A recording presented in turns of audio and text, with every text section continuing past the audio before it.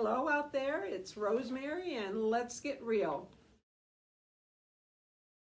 We're going to talk about communications, but I'm going to teach you a little bit about what communication is. So if you have a loved one with Alzheimer's dementia, you'll understand why he can't remember these things, why you can't communicate with him. Maybe this will stop you thinking that maybe he can do it today. No, it's gone. He's not going to do it today. And I want to read this statement to you. Behavior is the expression of the problem. It's not the problem.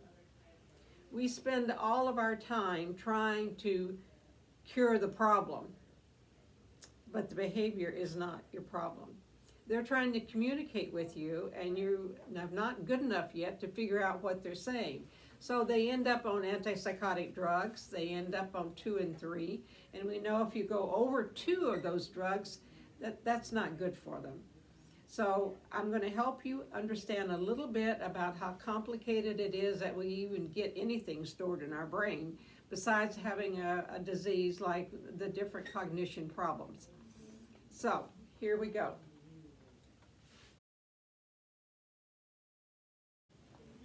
To remember something, you have to make a memory, and that's a difficult thing. Number one, you have to get it together. You have to, it's called encoding is the big word. You have to encode it. You have to get it together, get ready to do something, get it fixed. And then you have to put it together. You have to store it somewhere. It's going into your brain. Most of this is going to go into hippocampus. But it's going to store it. So then you have to store it. That's the second one. Number 3 is retrieval.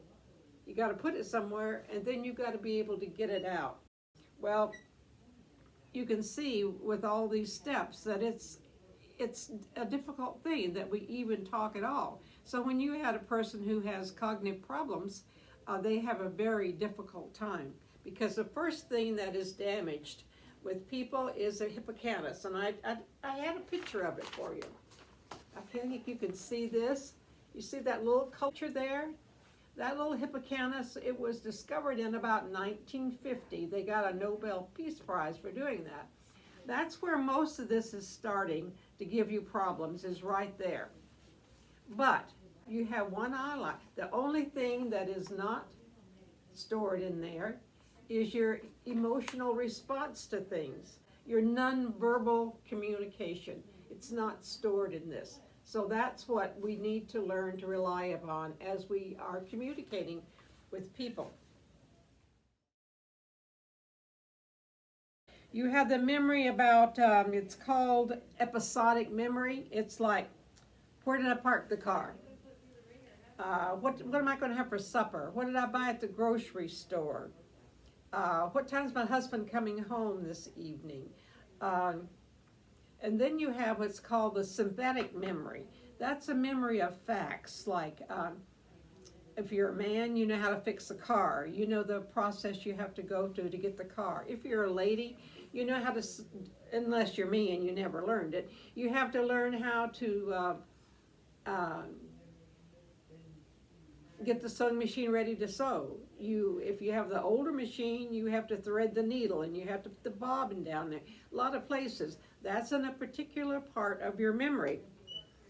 Then another part of your memory is called the remote memory. And that is usually a friend to us. Remote means long-term memory. That's what your loved one usually has left. He doesn't have the rest of this memory left, but he will have remote memory. What happened a very, very long time? What happened in his childhood? So memory is all these different things. Then your last memory is your working memory. This is a memory that you keep a few things there. Let's say you're working on a problem. You have a phone number you have to call.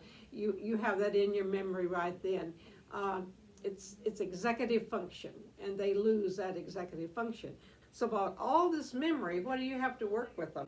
You have that little bit of remote. So they're going to pull up that long-term memory, and if you want to be a good caregiver, if you want your husband to do well, you're going to have to call on that long-term memory, and you're going to have to learn how to do it. But before you do that, you have to learn nonverbal communications.